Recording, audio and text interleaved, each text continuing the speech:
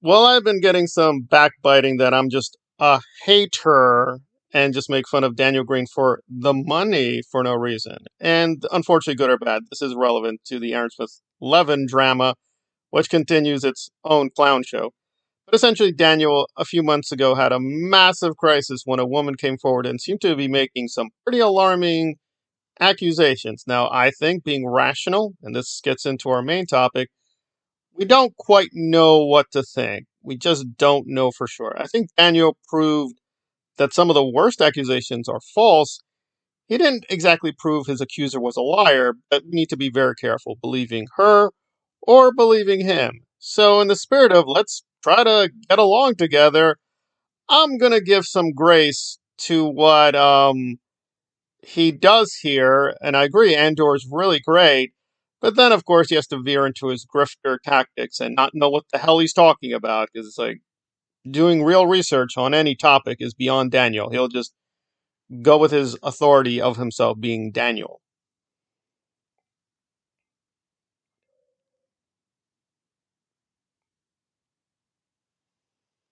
I don't even know where to begin with this, but this has been a massive mythology that idiots who don't do any research on Star Wars have. Like, what's bad about Disney? They didn't plan it out. And it's true that Andor, in contrast, was very planned out with the scripts and everything. There's a little improvisation here and there, but for the most part, it was planned out. So whether you think structured stories or planned out stories are better, maybe, maybe not. The problem is they did plan it out. We have the Colin Trevorrow script. It's out there floating somewhere.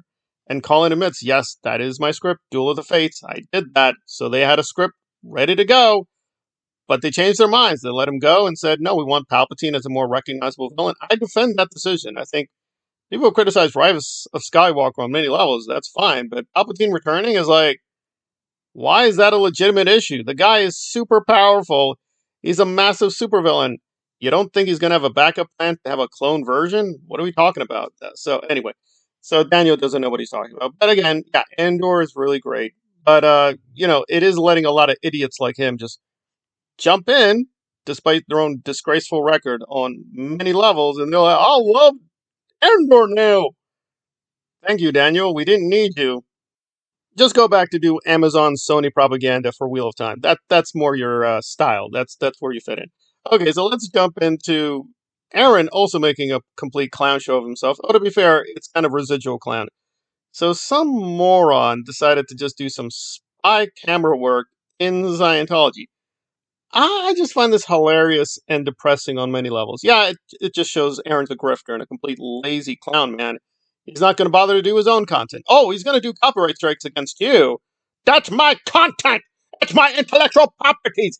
Ich bin Scientologies. And then 2 seconds later, he'll just freely use other people's content. No sense of hypocrisy. The guy's just a complete animal and moron and idiot. But I did find this kind of amusing. So basically, this baller guy decided to use some spy glasses and taped himself being in the cult. And I just found this really remarkable because if you watch this thing carefully, you'll be like, wait a minute, wait a minute, wait a minute. He's literally showing. And that was the point, that this whole thing is a joke. You just have people in these weird vests asking him the usual dumb volcano questions, and Hubbard and, Dianetics, and we can all help you. We got volcano imagery in their little office, whatever. They're going to watch movies, and you're like, what's the big deal? If this is Scientology and Scientology's bad, you really would walk away being like, how is this a dangerous cult? It just seems like a lot of young and older people, for whatever reason, obsessing over Hubbard and Miscavige. Who cares? I also found it amazing that Aaron didn't understand what he was doing. He's just single handedly destroyed Serge Delmar and his wacko visions of Scientology. For those who don't know who Serge is, I would recommend never watching his videos because you will be astonished at the amount of lying and stupidity. But one of Serge's points, which he never provides evidence for, is that and I do mean everywhere, I'm not exaggerating that, in every commercial building and hotel, every hotel is a Scientology, every hotel. And no, I'm not exaggerating. He talks like that. Uh huh. Uh huh. Uh huh. So Serge's point is that in every Scientology building, you will find tons of little children, and the adults will take the little children into dark rooms. Okay. Well, this guy, great scientific test case, guys. Let's just bring a random guy. He has in it for the money. He's just a clown guy. Okay, throw him into Scientology. What does he find?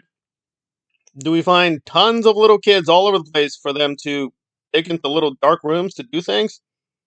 No. No, we don't.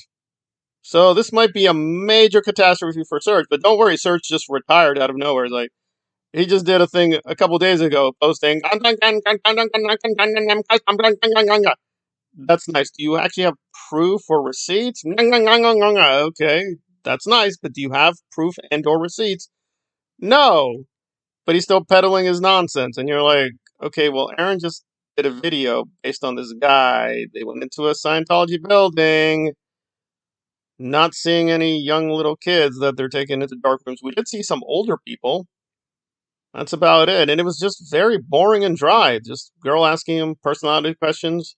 And the guy's like, yeah, I could improve my life. Yeah, it was Scientology. That's it. That's all. And they weren't kept prisoner. They just left. They did their little joke. Finished. Finished.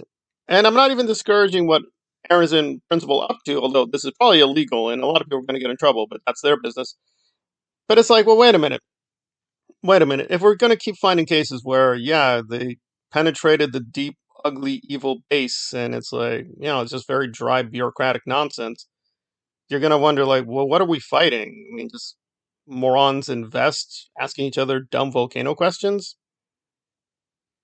What is the point of this exercise? And there's something really disturbing here because there are actual victims of Scientology who are very young people or underage victims, and they should be treated with a little bit more respect. There are cases where some young people are treated extremely brutally, whether through slave labor, fraud, you name it. So we should tend to those cases carefully. There are cases of allegedly murder with the cult. A little careful how we present Scientology, but here is just like, no, we're just going to poke fun at them for clown time clicks and laugh at them. And you're like, okay, well, we got our joke. Now what? Nothing. It's always been a question with Aaron. It's like, why doesn't Scientology try to shut him down if he's such a danger to them? And you've got your answer. He's not a danger. I mean, really, he's just like, a stupid, moronic Joker laugh every 3 seconds. You're like, okay, is this going to shut down Scientology? No, it's just another clown show. Hey, I learned my lesson. If you want to make money discussing Scientology, just do clown show. Just do clown show about Tom Cruise, fake AI videos, and whatever, and just keep doing it. Pump them out there. Get those clicks and likes and make money. And then it's like, what is Scientology? Guy, that guy has the spyglass. I was in the theater. My name is Iranis. Give me more money. I'm not going to pay the foundation with my mistress and son. Yeah, okay. Well, I'll give Aaron this. If you had any doubts that not all of them, but a huge contingent of ex-Scientologists are cuckoo crazy grifters, he's overwhelming proof that they're not just lazy grifters of the usual YouTube type. They're charting and exploring new areas of the grift. And what do they give you? Dumb canned laughter. That's it. That's all he has to offer at the end of the day. That's Aaron Smith Levin. It's slightly worse than Daniel Greenicus, but when you think about it, we're dealing with the same genre of just grifting nonsense. All I can do is forewarn you, wait for it, because it's going to grab you and try to take your money and take your time away with nothingness.